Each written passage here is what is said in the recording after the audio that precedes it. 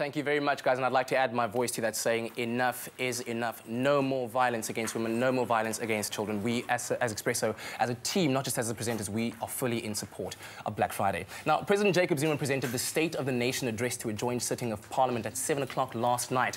And this very important event is an opportunity for the President to take stock of the country's domestic and foreign situation and to chart a common direction that we should take to enhance the efforts to achieve a better life for all South Africans. Now, Acting CEO of Government Communication Information Systems Department and Cabinet Spokesperson Ms. Phumla Williams joins us this morning to shed some light on this very important event that's become known as the SONA 2013. Good morning, ma'am. How are you? Good morning. Thank you for having me. It's great to have you here. Now, like I said, a very, very important event that took place last year, yesterday rather. To some people that have not watched, that have never watched the State of the Nation address, could you maybe shed some light on what exactly it is and why is it so important?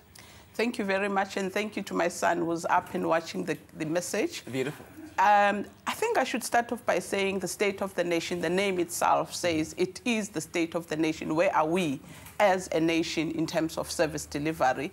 I think what the young people should be looking forward to is that the State of the Nation indicates to the nation what we have achieved as a country and where have we failed. And as we move forward, what is it that we need to look forward to? And I think for me, what is important for young people is that they should be actually saying, what is it that is there for me to do as a young person? Because I think this country can only achieve this much if government does it alone. I think we owe it to the South Africans to say, what is it that I will do as a individual within the communities that I look up to and I live within. Yeah.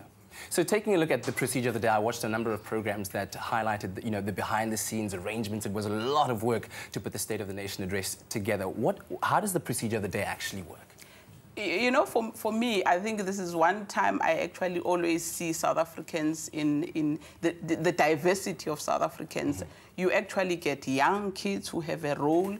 You've got Izimbongi who are having a role. You've got the soldiers who are having the role. You've got South Africans as a whole who come and watch. So I think it's an event that all of us South Africans look up to, because I think each one of us has a role, whether you are watching it, whether you are participating in the cultural event, whether you are providing the security. So for me, I think it is the event for South Africans that we should rally around as South Africans and look up to. What is it that we need to do as a country to make it a safe and a comfortable place for South Africans? And you mentioned a lot of different ways that people engage in the State of the Nation address. Some people get on Facebook, on YouTube, on Twitter, and they tweet while it's happening as well. But it's also become a bit of a fashion and glamorous event over the years, hasn't it? Yes, I think for a number of South Africans have always looked at the State of the Nation as a place for glamour. This is where you get ideas of what is it that I can wear, what colors can I put on. And I think a lot of people even go down there to actually get some ideas about what to wear. And I think for me, I enjoyed it, but I would want South Africans and the young people to also look at the fashion, but at the same time listen to the message, because it is there for them, because they are the future generation of South Africa. So look at the fashion, enjoy it. You have the bodies to actually look up to say this outfit is better for me. But I think also importantly, look up to say what is it that I need to do as a young person. Exactly. And just your final thoughts after listening to the State of the Nation address. What are your thoughts on our future prospects as a country? It depends who views that speech, but from where I'm sitting in, I think that there's a lot that we are achieving as a country. We may be self-critical of ourselves, but I think there's a lot of successes that we can actually look up to. I think the example that I want to even share with the young people is that the statistics, the president highlighted some of the recent statistics from the census 2011, that 2011 census indicated that the life expectancy of South Africans has actually increased from 56 to 60, and which may say that there is something that we are doing in terms of our lifestyle, because I think for young people to be dying at a young age when we are actually looking up to them, I think they are certainly doing something right. The new infection rates, for instance, of AIDS have come down.